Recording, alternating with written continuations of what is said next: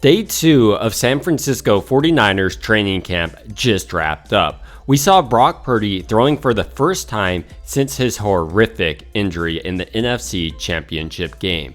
And well, we saw some goods, but also, frankly, some bads out of the Niners quarterback room.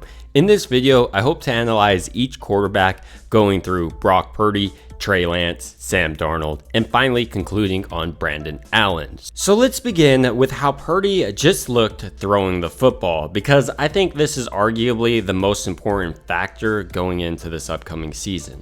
And to me, it looked pretty similar to his throwing motion last year. It's pretty compact. He was getting the ball out quickly. Trey Lance still has a great throwing motion too. His throws are coming out quick as well. I'm impressed by both of them.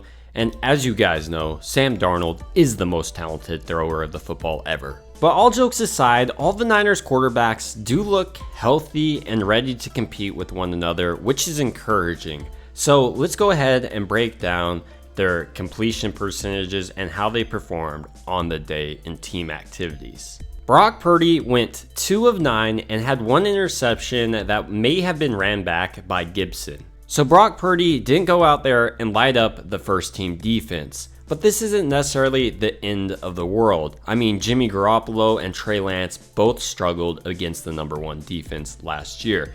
And that's because the Niners defense is really good. And to get an offense really humming, you have to work on timing and really how plays set up. This takes quite a bit of time, and that's why you usually see the offense coming on later in camp. With that being said, Purdy did struggle today missing high, and this may be because he was overamped trying to prove that he had the same type of arm strength that he had prior to the injury, and that's the good part of today.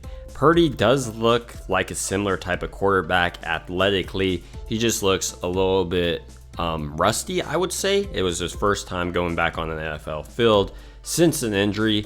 I think it's kind of over dramatic to say his career is washed or he's not going to be able to come back. I'd like to see how he continues to perform throughout the rest of training camp. But today wasn't the greatest day for him, but it was encouraging to see him going out there and throwing it and looking good in my opinion. Let me know what you guys think about Purdy's day down below. Moving on to Lance though.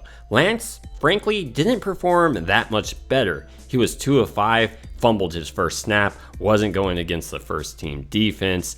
It looked not the greatest. Once again, his motion looks good. It looks much improved, but just didn't look crisp. It's much the same to Sam Darnold. He went 2 of 5, and the best quarterback of the day probably was Brandon Allen. He went 3 of 5.